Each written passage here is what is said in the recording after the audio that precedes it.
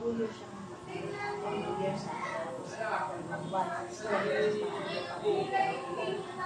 Tapos ngayon, kung hindi kung kailan siya paalis. Dapat sana nung hindi mo pinapuntahan na noon nangyari. Kaya yung mga medyo matagal siya ganito sa akin. Kasi hindi alis na rin. Saan siya, okay lang sa kanya.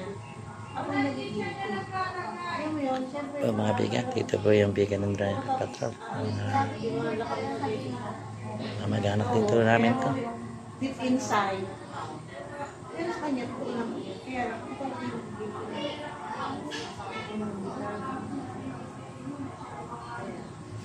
parang naisip ko yung mga sabi siya na gumagawa ng mga food. Ngayon ba naman nandito na siya na siya parang nag-aayos ng bagay. Nakakawa din naman. Si Kuya anong gano'n. Sabi na lang yung kasama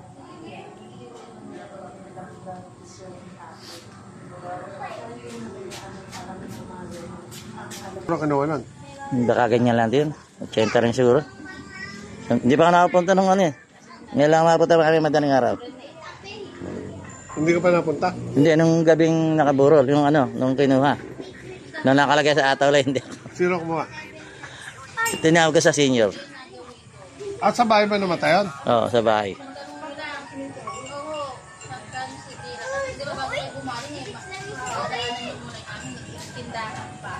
Mayroon bang sariling ano yan? Yung paglalagyan? Sa libre? Sa inang. Ah. Sa inang lalim? Meron mga libreng ano eh. Ano? Libreng sementeryo. Meron yun. Kanya sa public. Ah.